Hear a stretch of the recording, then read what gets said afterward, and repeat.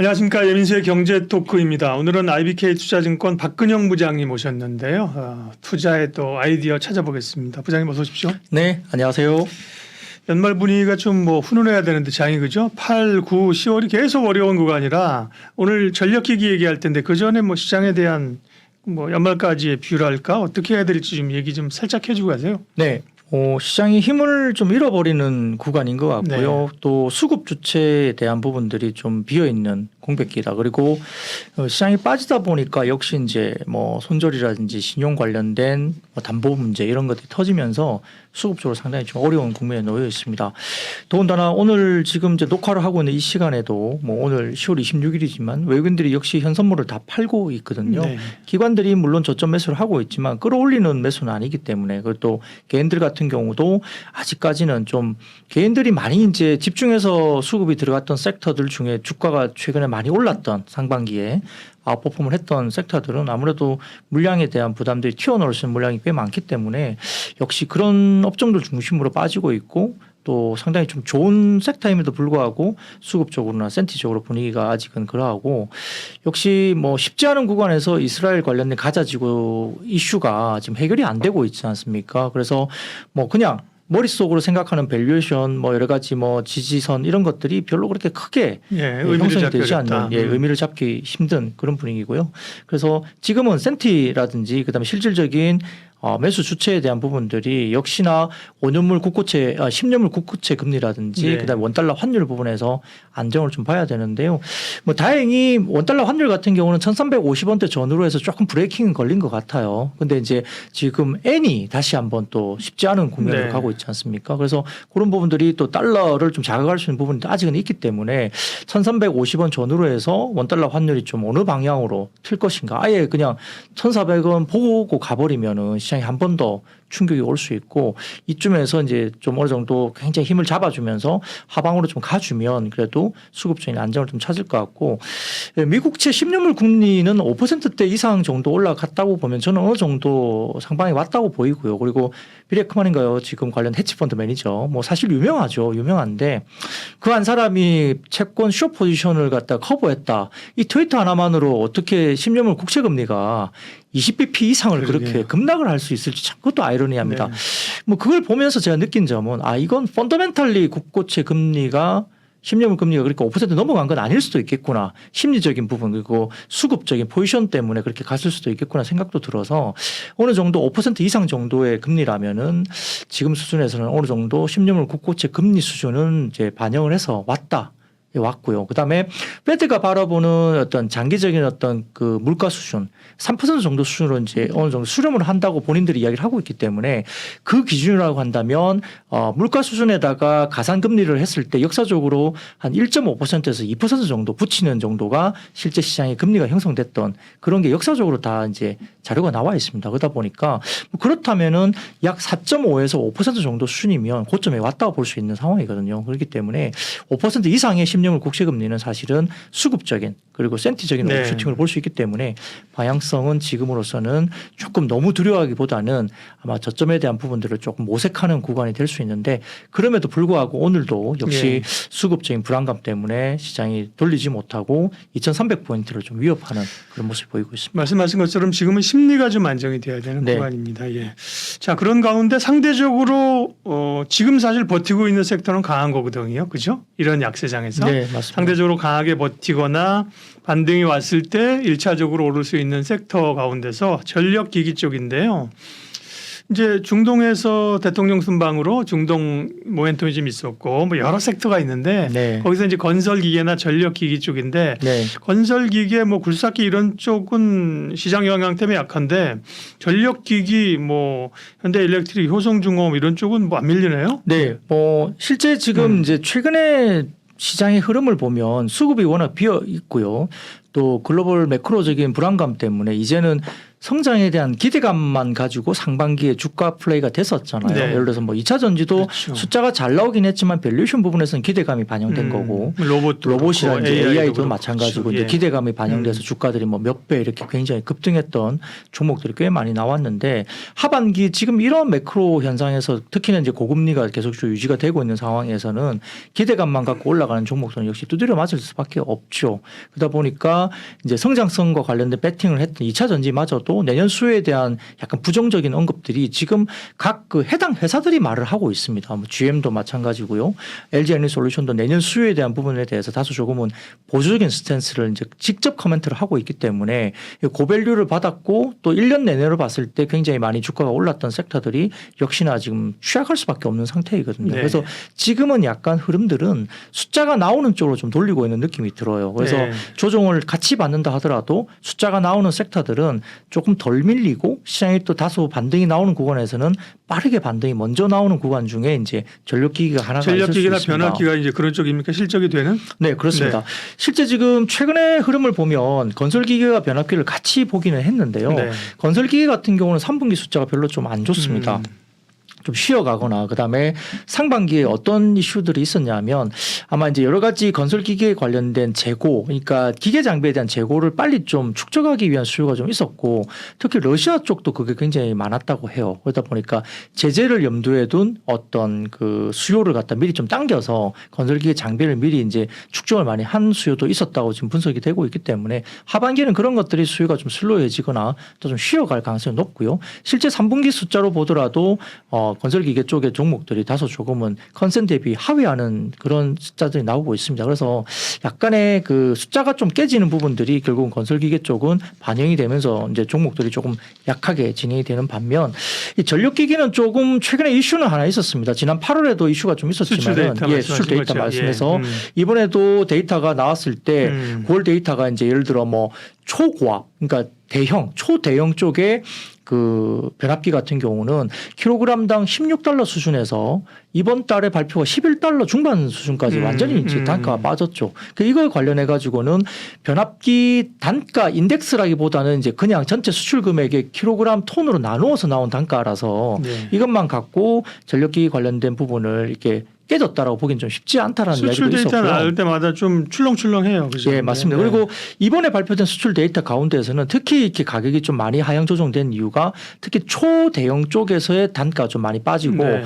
소형 쪽에서는 오히려 계속 단가가 올라가는 모습이 또 보였다는 거고요. 또 최근의 흐름을 보면 월간 데이터를 봤을 때 약간 변동성이 컸다는 겁니다. 어떤 달은 확 밀렸다가 그 다음 달은 네. 바로 또 다시 신고가 나오는 어떤 모습도 보이고 있기 때문에 이러한 월별 변동성이 좀 높은 섹터여서 이것만 갖고 좀 보기는 쉽지 않다. 그러면 이제 우리가 그러면 이런 논리를 이제 증명하려면 숫자로 증명을 했어야 되는데 그치. 아까 말씀드렸던 이 건설기계 같은 경우는 숫자가 좀 덜 나오면서 이제 조금 아쉬운 숫자가 계속 나왔었고요. 이번에 전력기계 같은 경우는 현대일렉트릭 같은 경우는 숫자가 굉장히 잘 나왔죠. 컨센 대비로 상당히 잘 나왔기 때문에 네. 전체적으로 이런 부분들을 반영을 하면서 전력기기들이 시장이 조정받는 국면에서도 거의 안 빠지고 또 빠졌던 부분 그러니까 이제 수출 단가 부분들이 굉장히 좀 적게 나오면서 약간의 뭐 우려 때문에 확 밀렸던 종목들이 대부분 다 그 다음날 바로 장대 양봉으로 메이크업을 해주면서 네. 주가들이 다 회복을 했고 또 오늘 같은 경우도 시장이 많이 빠지고 있지만 별로 빠지지 않는 모습을 보이고 있다는 겁니다. 실질적으로 지금 중동 위주가 대중심이었던 전력기기 쪽이 이번 사이클은 과거와 달리 글로벌적으로 미국과 유럽이 주도하고 있고요. 네. 실질 어떤 미국과 유럽 쪽에서 레퍼런스 북미 얘기는 많이 했는데 유럽도 해당되는군요. 네, 그렇습니다. 최근에 보면 전력기기 PPI라고 있는데 지표가 네. 계속 그 급성장하면서 이제 우상향 그림이 여전히 그려져 있고요. 유럽 같은 경우는 그 뒤를 따라가는 모습, 특히 이제 독일 쪽에 네. 전력기기 PPI 선행 관련된 부분들에 대해서 같이 올라가는 모습이 보입니다. 근데 유럽 쪽은 미국보다 조금 후행을 합니다. 몇 달 정도 후행을 하거든요. 그래서 미국 쪽에서 급하게 올라갔던 전력기기 PPI 쪽이 결국 유럽 쪽이 반영이 되면서 추후에 지금도 우상향 그림이 나타나고 있지만 그 상승의 어떤 기울기가 유럽이 이제 미국보다 좀 덜 했는데 미국 쪽의 상승 기울기가 굉장히 가파랐다는 점에서는 유럽 쪽에서 후행적으로 아마 그걸 따라갈 것이다 보는 것 같고요. 그리고 글로벌 피어 대비 밸류에이션도 역시 국내 기업들 저평가 수준입니다. 그리고 이번에 HD 현대일렉트릭 관련된 OPM 그러니까 영업이익률을 한번 지켜보면 보면 네. 한참 동안 안 좋았을 때는 뭐 BEP 수준 그리고 다른 변압기 종목들은 마이너스 영업이익을 보였거든요. 근데 최근에 보면 주가가 이제 올라가기 시작했을 때 초기 단기의 분기로 봤을 때는 당시에 영업이익률이 한 5에서 6%까지 올라왔었어요. OPM이. 네. 근데 이번 3분기에 현대일렉트릭의 실적 발표에서 영업이익률이 10%를 넘어섰습니다. 네. 그러면 경기 그러니까 변압기 관련된 경기가 꺾였다고 생각한다면 마진율을 그렇게 계속적으로 올려가면서 그럴 수 받지를 없죠. 못하는 예. 거거든요. 그래서 이런 부분들이 1분기 그리고 2분기, 3분기로 넘어오면서 최근에 분기 최대 영업이익률 OPM을 보여줬다. 그리고 실적도 좋았다는 점을 본다면 수주권 관련된 부분들이 여전히 견조하다는 거고 더군다나 지금 그 2017년 이후에 HD 현대일렉트릭이 이제 분할을 했지 않습니까? 분사 독립적으로 된 거죠. 네, 네. 그 뒤로 봤을 때 최근에 11건의 2017년 이후에 11건의 수주권이 있었는데 최근에 올해 안에만 올 한 해만 6건의 수주가 나오고 있다는 거죠. 그래서 집중적으로 올해부터 수주가 시작되고 있다는 점도 여지껏 그 수요가 아직까지는 좀 더 강한 흐름이다. 그리고 아까 말씀드렸던 마진율이 올라가고 있는 모습까지 동행된다는 점에서는 피크아웃의 논란은 뭐 현재 전력기기 쪽에서는 좀 그렇게 말하기는 좀 쉽지 않다. 네. 그 미국이 끌고 있고 유럽이 따라가고 있다 이렇게 볼 수 있습니다. 현대일렉트릭은 저희가 이제 지난번에 섹터 애널을 한번 방송을 했는데 현대일렉트릭은 이제 중대형 쪽이고 네. 효성이 약간 좀 중소형이라고 하더라고요. 네, 네. 근데 아까 수출 데이터 이런 것도 물론 노이즈가 있다고 오늘 네. 리포트가 있었는데 네. 그렇다고 보면 현대일렉트릭보다는 뭐 수출 데이터 이런 걸 영향을 덜 받는 효성중공업이 더 좀 편안한 거예요? 근데 이제 지금 이번에 사이클은 네. 북미가 끌고 가는 게 맞고요. 예. 2030년도까지 북미가 끌고 갈 겁니다. 이거는 이제 IIJA 법이라는 게 있는데 네. 그쪽 관련된 것들이 이제 결정이 됐기 때문에 자금을 집행해야 되는 뭐 그런 법적인 규정이 있어서 그런 거고요. 북미가 끌고 가고 유럽은 뒤따라가고 뭐 네. 그런 상황이죠. 그래서 실제 말씀 주셨던 HD 현대일렉트릭 같은 경우는 북미 관련된 마켓쉐어를 굉장히 잘 갖고 있는 상황이고요. 아마 효성중공업 같은 경우는 북미보다는 유럽 쪽의 편향이 조금 그렇군요. 높습니다. 예. 근데 이제 북미 쪽에서 레퍼런스도 가져가면서 유럽 쪽이 따라가니까 뭐 효성중공업까지 봐야 되는 건 맞고요.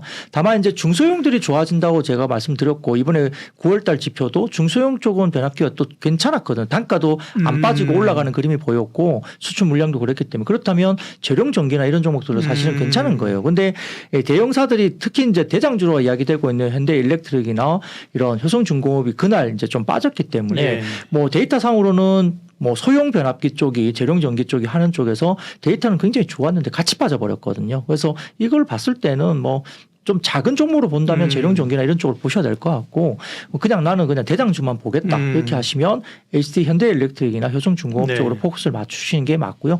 말씀드렸던 유럽과 미국의 전력기기 PPI가 시차는 한 2개 분기 정도에서 4개 분기 정도 시차가 있는데 지금 미국 쪽이 급등했고 그다음에 유럽 쪽이 따라가고 있는 모습이다 이렇게 말씀드릴 수 있으니까 향후에는 유럽 쪽의 모멘텀이 좀 더 클 수도 있죠. 매력도가. 그러니까 이런 부분에서는 아마 효성중공업까지도 같이 아울러서 보시는 게 맞다 생각도 듭니다. 그렇군요. 이제 아까 제가 이제 HD 현대일렉트릭이 조금 더 중대형이고 효성중공업은 약간 중소형이라고 그랬는데 크게 보면 둘 다 대형사네, 그죠? 네, 그렇죠. 소형사로 보면 일질전기, 재룡전기 뭐 네. 이런 쪽이 있으니까요. 맞습니다. 네, 그렇게 분류하면 될 것 같고 대표적으로 이제 현대일렉트릭, 효성중공업 이게 이제 추세적 소유리가 이제 빅사이클에 이제 들어왔다고 이제 보시는 네, 거잖아요. 그렇습니다. 네. LS 그룹은 어때요? 이제 LS 일렉트릭도 여기 이제 전력기기 쪽에 포함되어 있는데 네, 뭐 LS 그룹은 이제 LS나 LS 일렉트릭도 굉장히 주목을 받다가 요즘 좀 약하네요. 네, 이쪽은 해상 관련된 케이블 관련된 이슈가 네. 좀 있죠. 예. 그러다 보니까 해상 케이블 쪽이 좀 요즘에 뭐 주목을 많이 받다가 실제 고금리가 되다 보니까 좀 프로젝트들이 약간 뭐 조금 주춤해지는 네. 그런 모습. 물론 이제 2차 전기도 마찬가지고 예. 2차 전지도 지금 이렇게 프로젝트들이 뭐 GM도 생산을 미루거나 뭐 내년 가이던스를 뭐 40만 대 가이던스를 지금 못 주겠다 이래 버린다든지 다소 좀 신재생 쪽에 브레이크가 좀 걸리는 분위기가 좀 분명히 있어요. 금리 영향도 받을 것이고요. 그렇기 때문에 정책적인 불확실성이 좀 생기고 있는 해저 케이블 이런 쪽은 LS 그룹들이 조금은 그쪽에 영향력을 좀 받고 있다고 볼 수 있습니다. 예. 그래서 최근에 아마 키움증권에서도 해저 케이블 관련해서 LS 그룹을 집중적으로 조명했던 리포트가 나오기도 했지만 아마 이런 영향 때문에 LS 그룹들이 다소 좀 상반기에는 좀 주목을 많이 받았다가 최근 들어서는 다소 조금 주춤한 모습은 그 영향이 아닐까 생각도 듭니다. 반도체가 이제 삼성전자에 이어서 SK하이닉스가 실적 발표를 했고요. 네. 역시나 뭐 주도주로서 쭉쭉 독주하면서 뻗어나가진 못하지만 그래도 역시 주도주로서 가장 좀 미들맨이긴 합니다. 네. 네. 반도체 업황, 그다음에 반도체를 볼 때 뭐를 지금 핵심으로 봐야 되나요? 네. 뭐 오늘 하이닉스 발표가 됐지만 네. 뭐 적자폭이 많이 줄긴 했지만은 컨센 대비로서는 적자가 조금 더 나온 것 같습니다. 나왔죠. 네. 네. 1조 7천억 정도의 적자가 나왔는데 시장에서 한 1조 한 4천억, 5천억 이 정도까지 네. 기대를 했던 모양이에요. 근데 반도체 D램 쪽은 이제 흑전하는 모습을 일단 보여줬기 때문에 그러게요. 뭐 나름의 긍정적인 부분도 분명히 있습니다만 시장이 또 빠지는 과정에서 네. 약간 컨센을 미스한 부분에 대해서 시장이 한 5% 6% 정도 하이닉스도 좀 급락을 하고 있고 네, 저희가 26일 기준으로는 녹화하고 있습니다. 네. 예. 더군다나 뭐 하이닉스 같은 경우는 13만 원대를 돌파하면서 뭐 신고가를 올해 냈지 않습니까? 네. 적자가 나오는 상황에서 신고가까지 냈기 때문에 상대적으로 삼성전자 대비 하이닉스가 아웃퍼폼을 했었다는 점에서 다소 좀 가격 조정세가 오늘 조금 더 강하게 나오는 부분인 것 같고요. 뭐 그럼에도 불구하고 내년에 대한 전망을 뭐 본다면은 반도체 쪽이 역시나 좀 긍정적이지 않을까 생각을 할 수밖에 없습니다. 뭐 업황도 그러하고요. 그리고 또 최근에 보면 우리가 이제 AI 관련된 이야기를 말을 안 할 수가 없거든요. 그래서 엔비디아 같은 경우도 지금 개인 PC용 관련된 부분들도 지금 이제 새롭게 진출한다는 이야기가 또 나왔고요. 그렇죠. 예. 애플 같은 경우도 AI 관련해서 이제 칩 관련해 가지고 지금 그러게요. 대규모 투자를 할 수밖에 없다. 그래서 매년간 수십억 달러 뭐 이야기가 좀 나오고 있는 상황인데 결국은 지금 애플 같은 경우에 올해 엔비디아 관련된 AI 서버 뭐 그 관련된 칩을 한 2-3천 개 정도 뭐 사는 걸로 이야기됩니다. 그런데 이제 워낙 메타나 다른 쪽에서 먼저 구매가 들어갔기 때문에 애플이 이제 확보를 제대로 못 해가지고 그 정도 수준인데요. AI 서버 관련된 전체 이 칩 관련된 부분에 대해서 2-3천 개 정도 되면 어느 정도 수준이냐면 현재 캐파의 한 1.5배 정도로 애플이 사가는 건데 내년부터는 한 2만 개 정도까지 아마 애플이 가져갈 걸로 이제 시장에서 이야기를 하고 있습니다. 그러면은 애플이 한 5% 정도 수준 되는 물량을 가져가는 거거든요. 근데 2만 개면 올해 물량에 대비해서 10배 정도 올라가는 거예요. 그리고 또 가격도 비싸겠죠. 그리고 다른 서버 같은 경우도 마이크로소프트도 이번에 클라우드 관련된 실적이 굉장히 잘 나오면서 주가가 이제 조금 차별화됐고 알파벳 쪽은 클라우드가 조금 취약해지면서 실적은 괜찮았지만 클라우드 쪽의 성장률이 조금 약간 이슈가 됐기 때문에 주가가 오히려 빠지는 모습이 차별화되는 모습이 보였습니다. 근데 이제 결국은 AI 학습을 하기 위해서는 뭐 순수대로 처리하는 CPU보다는 동시에 여러 개의 병렬 데이터를 처리할 수 있도록 하는 GPU가 적용될 수밖에 없습니다. CPU보다는 GPU가 좀 더 중요해졌고 물론 두 개 다 중요합니다. 그런데 결국 챗GPT의 대규모 데이터를 학습하기 위해서 일반적으로는 엔비디아의 A100 GPU가 1만 개 정도, 1만 개 정도가 사용되는 거거든요. 그래서 이런 부분도 마찬가지고 우리가 뭐 챗GPT뿐만 아니라 이제 앞으로는 휴대폰에도 챗GPT를 이용한 AI 관련된 뭔가가 기능이 들어간다는 이야기가 나오고 있고 갤럭시 다음 차기 버전 그리고 애플도 마찬가지로 이 관련된 뭐 기능들이 좀 탑재 가능성이 높다라고 이야기되고 있습니다. 그러다 보면 D램에 대한 탑재량이 많아질 수밖에 없거든요. 단위당 탑재량이 많아진다는 거죠. 더군다나 이제 뭐 자율주행과 같은 시장도 열리게 될 것이고 마이크로소프트, 구글, 바이두, 테슬라, 네이버 투자 참여가 계속 이루어지면서 HBM 수는 늘어날 수밖에 없고 거기에 따라서 지금 HBM3가 이야기되고 있지만 3, 2 그다음에 뭐 4 이렇게 계속적으로 넘어갈 거예요. 이런 부분들 관련해서는 결국 점차 넘어가는 거고 그럼 결국은 엔비디아도 뭐 AMD도 HBM3 관련된 GPU 출하량을 계속 늘리고 있기 때문에 내년 정도는 HBM3와 그다음에 HBM3E라고 되는 제품이 주류가 될 것이고 그 뒤는 4로 넘어가겠죠. 이런 것들이 어떻게 하이닉스와 삼성전자가 잘 대응을 할 것이냐 보이는데 글로벌 HBM 시장은 22년 기준으로서는 약 23억 달러, 약 3조 원 정도의 시장 규모였다면 25년까지로 본다면 현재 103억 달러, 약 14조 가까운 시장으로 연평균 64% 정도 성장을 할 것으로 시장 조사 기관들이 평가를 하고 있습니다. 지금 이미 이제 캐파들은 풀로 찼다고 그러거든요. 수요 캐파가 오도가 이미 풀로 찼기 때문에 그런 게 가능한데요.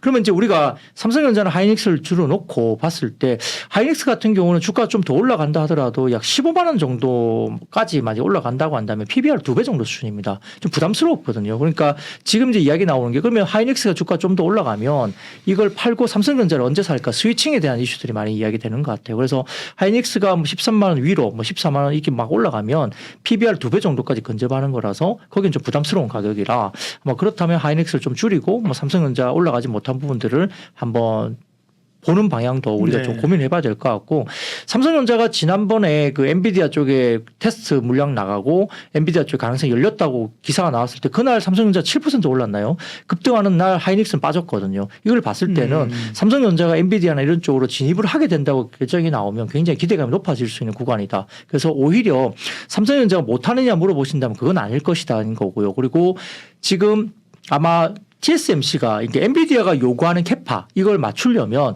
TSMC가 지금 하고 있는 COWOS 그러니까 칩 온 웨이퍼 온 서브스트레이트 이 이제 구조인데 이 관련된 캐파를 TSMC가 2배 이상 늘리더라도 지금 엔비디아가 요구하는 캐파를 못 맞춥니다. 뭐 그렇게 되면 결국은 엔비디아가 됐든 AMD가 됐든 어디든 간에 대부분 TSMC 쪽에서 눈을 돌릴 수밖에 없거든요. 다른 쪽에서 조달을 해야만이 수요를 충족할 수 있으니까. 그래서 그 기회가 삼성전자에게 있다는 거고요. 결국 지금 일부 이제 리서치 쪽에서 저희가 판단을 해보고 좀 이렇게 체크를 해보면 아마 4분기 말쯤에 연말쯤에 삼성전자가 엔비디아 쪽 관련된 이슈가 좀 나올 가능성이 좀 있다라고 조심스럽게 지금 아마 예측을 하고 있는 것 같습니다. 결국은 네. 전자가 어떻게든 엔비디아 쪽과 들어간다는 것은 좀 결국 갈 수밖에 없지 않느냐. 뭐 캐파나 요구되는 수요에 대해서 대응을 하려면 엔비디아 쪽에서는 결국은 삼성전자 쪽을 쓸 수밖에 없다는 이야기를 하고 있어요. 그러면 지금 현재 하이닉스가 아직까지는 독보적으로 HBM 관련된 수요를 받고 있는데 결국 지금에 대한 모멘텀이라든지 기대감은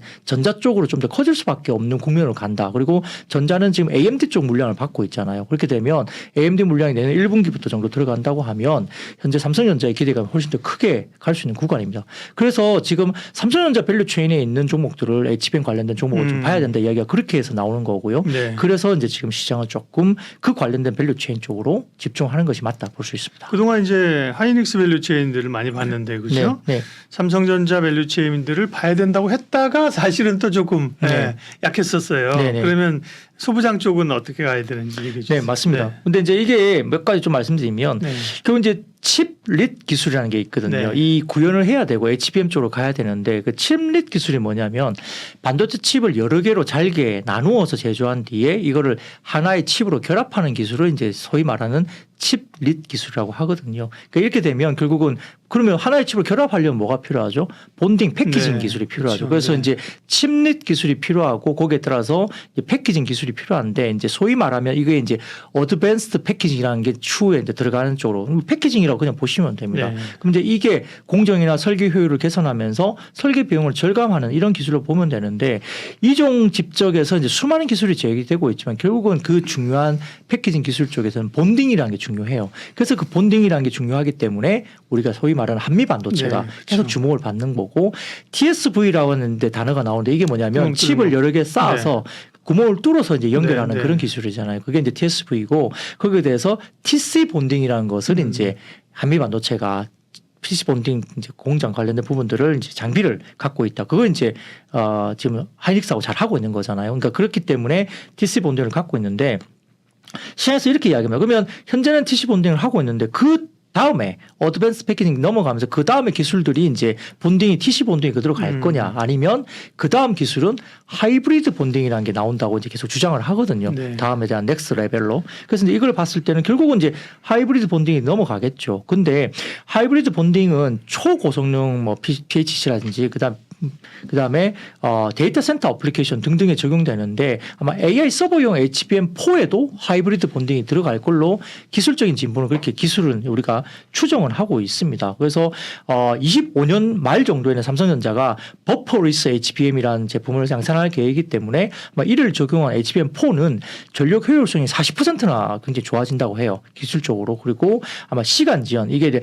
라텐시라고 불리는데 시간 지연도 약 10% 그러니까 데이터를 읽는 시간도 한 10% 정도 절감이 되면서 상당히 개선된 흐름이 나올 거라고 봅니다. 그리고 이제 베시라는 뉴질랜드 회사가 있는데 이때 본딩하는 회사인데 장비 회사인데 이 베시라는 회사에 따르면은 HBM 시장의 38%가 하이브리드 본딩 시장을 적용할 것이다라고 전망도 했고요. 근데 그럼에도 불구하고 우리가 봐야 되는 것도 원가입니다. 너무 비싸면 하이브리드 본딩이 주류가 될 수가 없어요. 그렇기 때문에 지금 시장에서 보는 것은 결국은 하이브리드 본딩이 시장에서 약 한 15% 정도 수준 그리고 기존의 TSV, TC 본딩 우리가 이제 한미 반도체가 하고 있는 이 본딩이 한 85% 시장 점유율로 25년, 27년 정도까지도 가면 TC 본딩이 그래도 가격적인 원가 측면 때문에 TC 본딩이 주류가 이룰 것으로 봅니다. 그렇기 때문에 결국은 우리가 법용 어플리케이션이나 이쪽 관련된 이야기에서도 본딩 기술이 하이브리드 본딩보다는 기존의 TC 본딩이 여전히 주류가 될 것으로 보기 때문에 한미 반도체를 좋게 볼 수밖에 없어요. 그래서 한미 아마 반도체는 지금 네. SK 하이닉스만 주로 납품하고 있는 거 아니에요? 네, 그렇습니다만 삼성전자 쪽에 지금 트라이를 하고 있고요. 네. 아마 그 관련된 이야기도 아마 좀 최근에 기사가 잠깐 나왔어요. 그 삼성전자도 네. 적용할 수 있는 어떤 부분에 대해서 같이 고민하고 있다는 이야기가 나왔기 때문에 아마 그 부분을 봤을 때는 이야기가 뭐 아마 하이닉스뿐만 아니라 지금 사실 본딩 장비 들어가는 회사가 별로 없어요. 그리고 예전에 한미 반도체가 한번 굉장히 주가가 한번 주춤했고 빠졌던 적이 있는데 그때 어떤 이야기가 나왔냐면 네덜란드의 베시라는 회사가 장비로 들어온다. 하이닉스 쪽에. 그래서 한미 반도체가 MS를 뺏길 거라고 이야기가 루머가 돌면서 그때 주가 한번 확 빠진 적이 있었는데 사실은 그렇게 못 들어가는 거죠. 베시 쪽이 힘들다고 봤을 때 이제 한미 반도체 주가가 다 이제 다시 회복하면서 주가 올라왔고 최근에 그 6만 원 선 정도까지 올라오면서 거의 뭐 밴드 상단까지 올라오고 있잖아요. 그래서 그런 부분도 봤을 때는 아직까지는 이제 한미 반도체 잘 하고 있다라고 볼 수도 있습니다. 그리고 향후에 아마 기판도 글라스 기판이 적용이 된다 하더라도 네. 아마 한미 반도체의 TC 본딩이 아마 될 가능성이 높다고 이야기되고 있기 때문에 역시 한미 반도체 수혜도 지속될 거고 그리고 한미 반도체 그 대표이사 의지가 굉장히 강하잖아요. 회장, 네, 그렇죠. 계속 자기 주식 사대요. 네, 그러니까 뭐 내부자가 주식을 산다고 해서 그 주식이 무조건 주가가 올라간다고 보는 것은 아닙니다만 네. 개런티할 수 있는 건 아니지만 굉장히 자신감이 있고 향후에 자기 회사가 어떻게 갈 수 있다는 것에 대한 그림이 좀 어느 정도 그려져 있기 때문에 아마 자신감 있게 사는 것이 아니냐. 그리고 또 자사주까지 사면서 시장도 방어를 해주고 있는 상황이라 아마 여러 가지 상황에서는 한미 반도체가 역시나 주목을 받을 수밖에 없고 최근에 AI 반도체 포커스 ETF라는 상품이 나왔거든요. ETF 상품이. 거기에 재밌는 게 75%그 펀드의 75% ETF의 75%가 삼성전자 25% 하이닉스 25% 한미 반도체 25% 맞아요. 그러니까 삼전 하이닉스와 동일한 물량을 한미 반도체를 사는 거예요. 그리고 나머지 25%는 기타 등등의 맞아요. 기타 등등의 HBM 관련된 소부장을 산다고 하니까 그만큼 수급적으로도 한미 반도체의 포지션이 굉장히 높다는 겁니다. 그래서 좀 상대적으로 한미 반도체는 기대감이 상당히 높게 형성되어 있다 볼 수 있고요. 그래도 지금 최근에 이제 STI라는 종목이 이야기가 좀 나오는데 HBM 캐파 증설을 하게 되면 하이닉스 쪽에서 이 관련된 STI 쪽에서 아마 HBM3E용 플럭스리스 리플로우 장비라는 게 있는데 이게 아마 하이닉스 쪽으로 납품될 가능성이 있다고 보입니다. 그래서 네. 이렇게 STI 같은 종목들도 지금 이야기가 좀 관련주로 이야기되고 있는 거고 DIT라는 종목도 이야기했는데 이게 SK 하이닉스양 레이저 어넬링 장비라고 있습니다. 이게 수주를 받았습니다. 그리고 차기 HBM3E 버전에는 1B 공정 적용에 따른 수율 확보가 중요하기 때문에 아마 1B 캐파 확대 그리고 주고객사의 HBM 기술 경쟁 확보를 위한 시장 선점을 위한 어떤 장비가 들어간다 본다면 아마 DIT의 어넬링 장비, 레이저 어넬링 장비 채택 비중이 증가할 것이다. 근데 어넬링 장비가 뭡니까라고 물어보잖아요. 그러면 이제 이걸 어떻게 쉽게 설명드리자면 반도체 소자 계면상, 이 면상의 결함을 제거하는 목적으로 필수 공정 장비 중에 하나 들어가는 게 어넬링 장비거든요. 이게 왜 중요하냐면 트랜지스터 성능도 향상시켜주고 그다음에 고집적화 그리고 고전력화 그리고 전자 이동량도 향상시켜주는 그런 기능을 할 수 있는 장비입니다. 그래서 표면에서 어떤 결함을 제거시켜주는 장비이기 때문에 게이트에서는 누설 전류가 상당히 좀 많이 생기면 문제가 되잖아요. 그 누설 전류를 잡아주는 기능을 하기 때문에 이 어닐링 장비가 상당히 중요합니다. 그래서 이것을 네. DIT라는 회사가 이제 하고 있는 상황이고 원일령 하면 HPSP잖아요. 요즘 주목하는 그 회사도 게. 여전히 주목합니다. 네, 그래서 네. 제가 그 이야기도 드리려고 했어요. 예, 예. 그래서 역시 이것도 향후에 하이브리드 본딩 시에 아까 침릭 기술을 구현하기 위해서는 좋은 어닐링이 필요하거든요. 그래서 HPSP도 역시 수혜주로 같이 거론되고 있는 거죠. 거기다가 이제 하나마이크론 같은 경우도 이제 실적과 관련도 마찬가지지만 네. 삼성전자 관련 쪽에서도 그렇죠. 아마 관련된 예. 쪽도 아마 충분히 기술력을 갖고 삼성전자 최연상에서는 하나마이크론 봐야 된다 이렇게 좀 나오는 것 같고요. 그 외에 이제 한 가지 더 말씀드리자면 오픈 엣지 테크놀로지라고 있는데 이게 글로벌 HBM3 IP에 대한 이슈가 있어요. 그래서 IP를 제공할 수 있는 업체가 아마 시놉시스 외에 아마 그 오픈 엣지 테크놀로지밖에 없습니다. 그래서 글로벌 2개 업체가 양분하고 있어요. 그래서 HBM3 IP를 제공하는 게 오픈 엣지 테크놀로지이기 때문에 이 부분도 관련된 종목으로 상당히 중요하고요. 과거에는 램버스라는 회사가 HBM2까지는 IP를 오랜만에 제공했어요. 듣네요, 램버스. 예. 근데 이게 2023년 9월에 이 사업부를 매각했습니다. 네. 그래서 아마 경쟁력이 상당히 좀 떨어지면서 결국은 지금 오픈 엣지 테크놀로지와 그다음에 시놉시스 이 2개 회사가 글로벌 IP 양분을 하고 있기 때문에 아마 좀 부각이 될 가능성이 있다는 있다는 점에서도 같이 관심적으로 좀 볼 필요가 있겠습니다. 네, 장이 어려운 가운데 화장품이 좀 뭐 다크호스까지는 아니지만 그죠? 네, 예, 또 맞습니다. 떠오르면서 이렇게 주목을 받습니다. 뭐 이건 중국 소비에 대한 기대감입니까? 아니면 뭐 연말 소비 뭐 어떤 이유들에서입니까? 강한 이유? 네, 우선은 이런 부분이 있는 것 같습니다. 지금 이제 그 징둥닷컴 쪽에 이제 데이터가 나왔는데 네.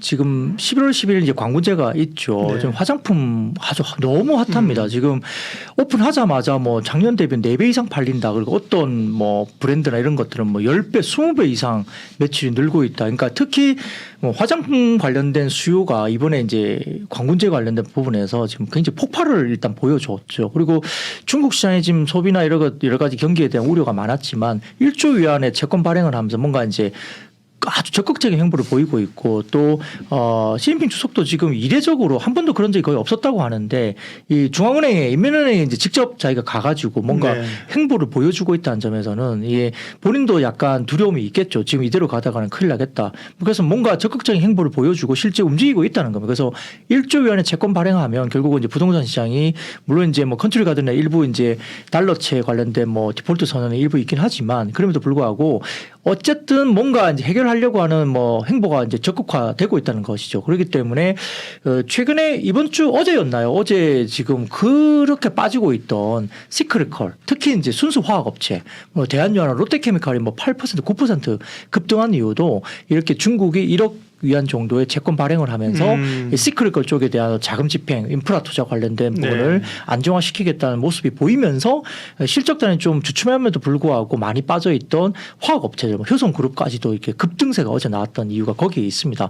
그런데 이제 뭐 화학업종들은 역시 순수화학 쪽은 이제 숫자가 안 따라주니까 상승의 연속성이 역시 떨어질 수밖에 없거든요. 뭐 너무 장기적으로 떨어져 있었고 PBR 밸류가 너무 뭐 저평가다 이런 이야기를 할 수 있겠지만은 근본적으로 이익을 내주지 못하면 연속성은 좀 떨어질 겁니다. 근데 그 와중에 또 최근에 어떤 일이 있었냐면은 그 미국의 이제 코카콜라라는 회사가 이제 잘 알고 계시지만 네. 실적 발표를 했는데 굉장히 서프라이즈하게 나왔고 또 실적 가이던스를 올렸어요. 그러니까 소비가 우리가 생각하는 소비가 상당히 좀 나쁘지 않구나 이런 이야기가 있고 더군다나 아까 말씀드렸던 마이크로소프트가 실적이 또 상당히 좋았고 클라우드 쪽이 상당히 좋았다. 그래서 미국 소비가 그렇게 생각보다 나쁘지 않을 수도 있겠다는 생각을 할 수밖에 없고요. 그리고 또 하나 재밌는 것은 우리가 가장 이야기 많이 하고 있는 것 중에 뭐가 있을까요? 10월 1일부터 시작된 학자금 대출과 관련된 뭐 그런 이슈가 이제 소비를 좀 위축시키지 않겠냐. 학자금 대출 상환해야 되니까 그렇죠. 소비력이 줄었나. 예, 10월 1일부터 이제 그 논리가 계속 이야기됐지 않습니까? 근데 어제 재밌는 데이터를 봤습니다. 네. 분석 리포트가 미국 쪽에서 나왔는데요. 학자금 대출 상환에 따른 소비 여력이 줄어드는 것에서 어느 정도까지 주느냐를 이제 데이터 분석하고 해봤더니 그 향후에 당신이 학자금 대출을 상환했을 때 이 영향으로 소비를 얼마 정도 줄이겠습니까라고 이제 설문조사를 해봤대요. 그래서 분석 자료 데이터가 나왔는데 월 평균 $56 정도를 줄이겠다라고 답변이 나왔다고 합니다. 그걸 가지고 이제 이 데이터를 분석을 해보니까 전체 소비 부분에 대해서 이 정도 규모로 학자금 대출 상환이 이루어졌을 때 다 데이터를 돌려보니까 전체 소비에 미치는 영향은 0.1%포인트 정도였습니다.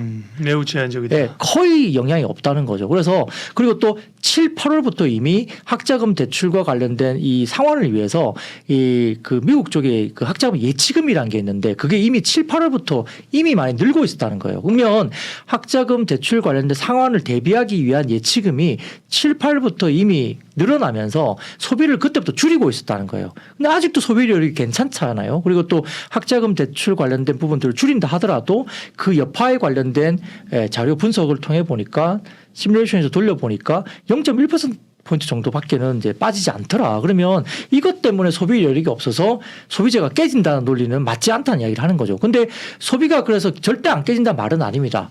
변수는 뭐가 있을까요? 임금 상승.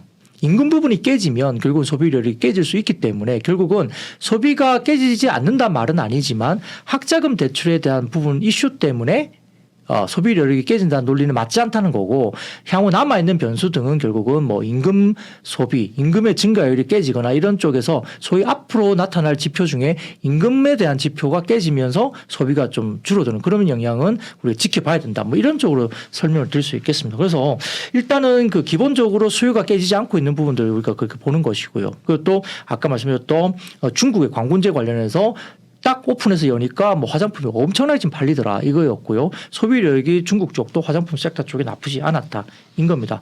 그리고 우리가 좀 아주 오랜만에 듣는 또 회사가 있어요. 푸마.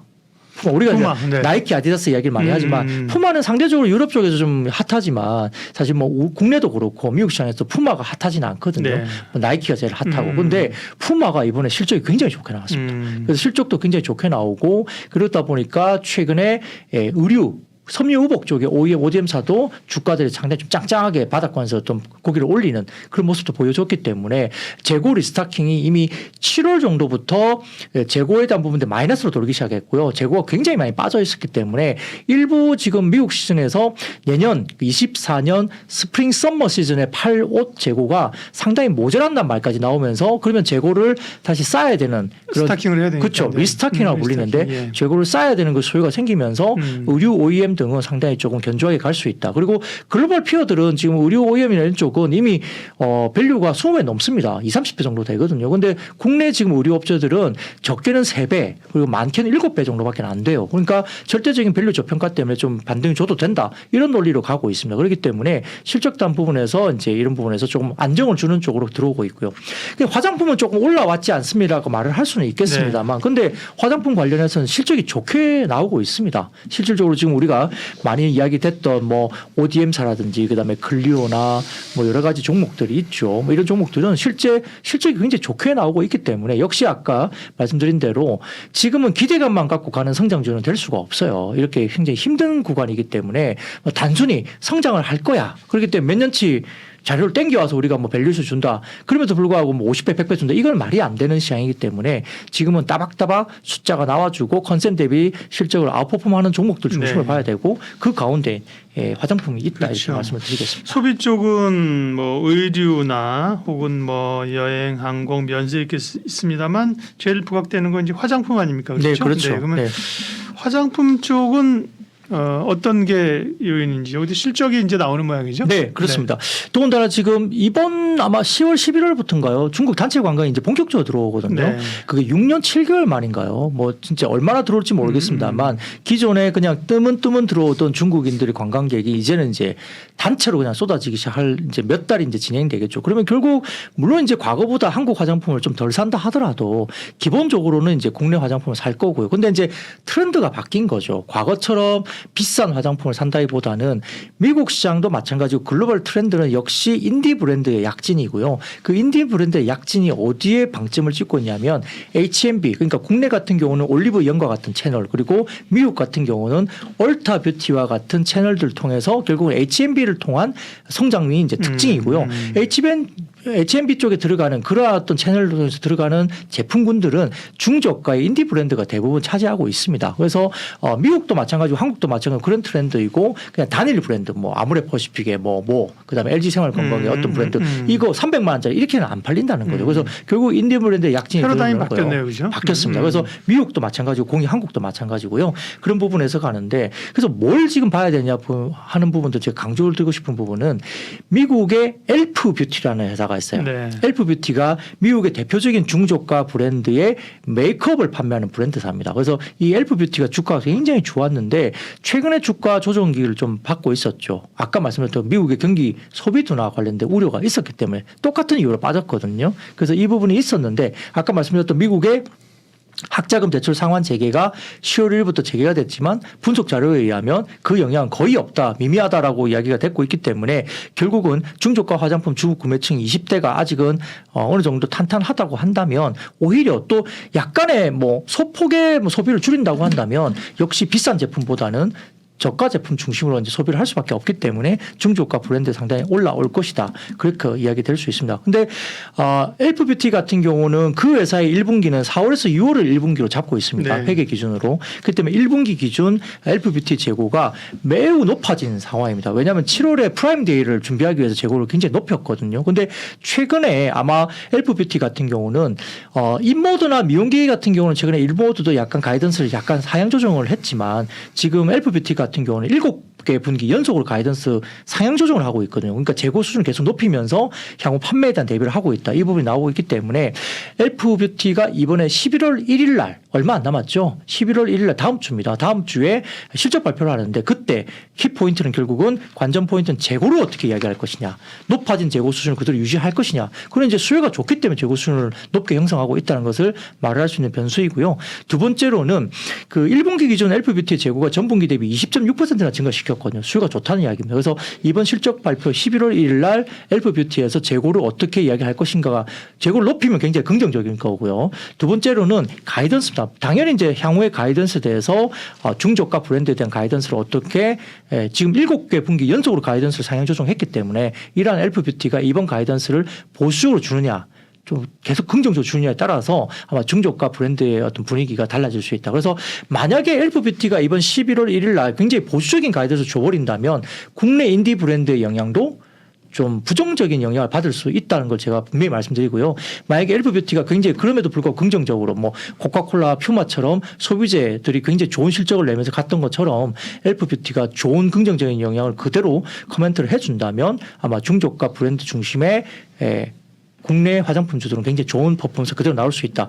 그러면 인디 브랜드가 굉장히 화랑을 가게 된다면 엮어지는 것은 결국 ODM. 그렇죠. 네. 왜냐하면 인디 브랜드가 자체 제작에 대한 그게 없기 때문에 결국은 그 물량을 다 떠안고 가는 것들은 ODM사가 결국 갈 수밖에 없다. 이런 부분에서는 뭐 호텔신라, 그러니까 코스맥스나 한국콜마 이런 걸 봐야 될 것 같고요. 네.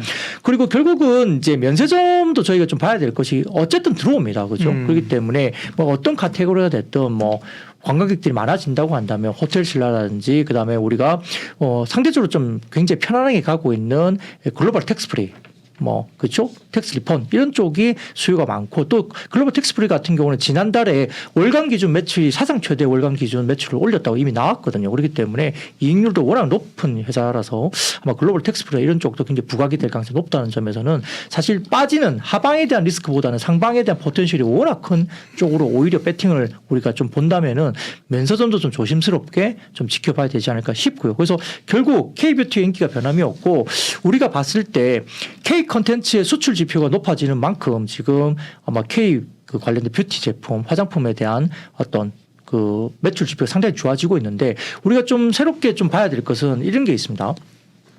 시장에서 미국 시장이 제일 크죠. 매출이나 이런 거 볼륨의 시장이 제일 큰데 네. 미국에서 수입하는 화장품 가운데 한국이 1등입니다. 현재 그게 과거에는 생각도 못했던 그렇죠. 것이고요. 그런데 그게 일본에 이어서 맞아요. 네. 일본은 1등을 한 게 이미 나왔지만 네. 그것도 재밌는 게 일본은 우리가 알고 있는 뭐 시세이도나 SK2나 아주 유명한 브랜드들이 있는데도 불구하고 수입 브랜드 가운데 명품이라 알려져 있는 프랑스를 제치고 1위를 했죠. 근데 4월달 같은 경우는 프랑스와 한국이 비슷한 수준을 유지하면서 한국이 가까스로 1등을 했습니다. 그것도 굉장히 중요하고 상당히 좀 이슈가 됐었는데요. 7, 8월 들어오면서 그때 프랑스를 제치고 한국이 1등 할 때 퍼센테이지가 한국은 20% 넘는 점유율을 했고요. 프랑스는 16% 정도밖에 점유율을 못했습니다. 그래서 굉장히 간극을 벌리면서 1등을 했다는 점에서는 일본 시장에서 잘하고 있다. 그리고 두 번째로는 미국 시장에서도 수입하는 브랜드 가운데 프랑스를 제치고 한국이 1등을 하고 있다. 근데 그 영향이 뭐가 있냐면 이게 있습니다. 유럽 시장이나 미국 시장은 북미 시장은 그 기본 스킨케어 쪽에 관련된 비중이 30%밖에 안 됩니다. 그러니까 미국 사람들은 쉽게 말하면 우리가 스킨이나 로션, 이 기초 화장을 별로 안 한다는 거고 색조를 좀 더 많이 소비한다는 거고요. 아시아 거는 기초 스킨케어가 한 50% 정도 매출을 합니다. 근데 그 기초 스킨케어 쪽의 비중이 30%에서 미국이 올라오고 있어요. 그래서 기초 스킨 로션을 잘하고 있는 게 한국이고요. 더군다나 미국 시장의 사람들은 약간 피부의 특성 때문에 이 선크림을 거의 안 발랐어요. 그러니까 뭐 미국의 유명 배우들을 보더라도 여자 배우들을 보더라도 얼굴에 주근깨 있고 막 이러면도 불구하고 별로 신경 안 쓰거든요.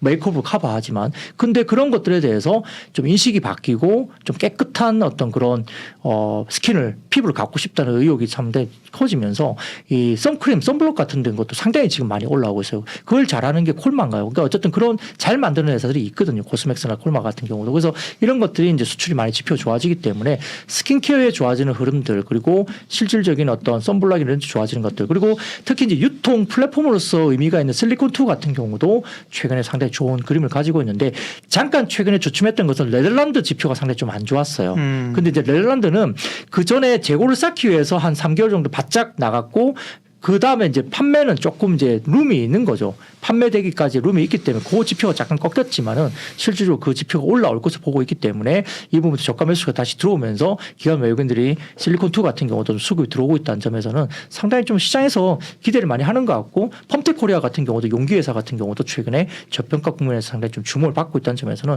두루두루 지금 좀 네. 이렇게 평가를 받고 있고 근데 이제 오늘 같은 경우도 아모레퍼시픽이나 LG생활건강 플러스권이에요. 지금 지수가 거의 60포인트 빠지는데도 아모레하고 LG생활건강 플러스권인 거예요. 이게 뭐냐면 이제 인디브랜드가 좀 올라왔고 아모레퍼시픽이나 LG생활건강이 좀 조정을 많이 받았기 때문에 약간 순환매 차원에서 대형사들도 밸류에이션 매력을 가지고 약간 좀 단기적으로 좀 반짝이는 것이 아니냐 이런 생각도 가질 수 있겠습니다.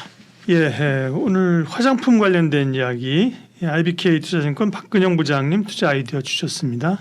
고맙습니다. 네, 감사합니다.